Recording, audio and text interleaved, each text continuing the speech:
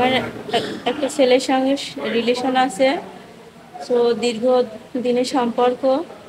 সে আমাকে বিভিন্ন জায়গায় ঘুরতে নিয়ে গেছে এবং ঘুরতে নিয়ে গিয়ে এখানে নিয়ে গিয়ে জোরপূর্বকভাবে আমার সাথে ফিজিক্যাল করছে। এখন বর্তমানে আমি প্রেগনেন্ট হয়ে গেছি। এই বিষয়টা, প্রেগনেন্টের বয়স প্রায় 5 মাস। এই বিষয়টা ওকে জানালে বলে যে তুমি বাচ্চা নষ্ট করো না, আমি তোমার বিয়ে করে নিয়ে আসবো। কিন্তু এভাবে যাইতে যাইতে আমার বলে যে সমস্যা নাই, আমার ফ্যামিলির সাথে কথাবার্তা বলে তোমার বিয়ে করে বাসায় নিয়ে আসবো।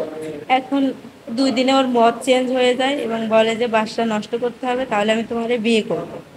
বান্ডেল থাকলে প্রতি সেনমানিতে টাকা বাঁচবে। বিকাশ সেনমানি বান্ডেল কিনে জিতুন প্রতি লেনদেনে। এই আশ্বাস দেয় আমারে। তারপরে আমি বাধ্য হয়ে ওর বাসায় চলে আসি। এরপরে বাসায় আসলে আমার সাথে খুবই রাফ বিহেভ করে ওর মা, ওর ফ্যামিলির আদার্স মানে মানুষজন, ওর ছোট চাচা অনেকে। ওর মা তো আমাকে ওদের রুম থেকে টেনে হেঁচড়ে নেমে উঠানে নিয়ে আসে এবং আমার পেটে আঘাত করে। আমার প্রেগনেন্ট অবস্থায় আমাকে খুবই আঘাত করে। এটা আমি সইতে না পেরে আমি উঠানে গড়াগড়ি পারি। তবু আমাকে অনেক জনসম্মুখের সামনে মারধর করে এবং পরে কিছু ছেলে পেলে এসে আমাকে জোরপূর্বকভাবে গাড়িতে উঠাই নিয়ে যাওয়ার চেষ্টা করে, তবু পারে না।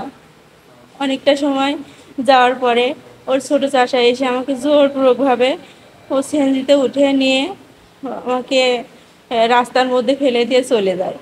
ছেলের নাম মোহাম্মদ শিমুল। ওর বাসা ঈশ্বরদী জগন্নাথপুর বালুরঘাট মোড়। ওর বাবার নাম মৃত ইব্রাহিম। আমার দাবি একটাই, আমি আমার সন্তানের স্বীকৃতি চাই, যাতে আমাকে বিয়ে করে আমার সন্তানের স্বীকৃতি দিই, এটাই আমার চাওয়া।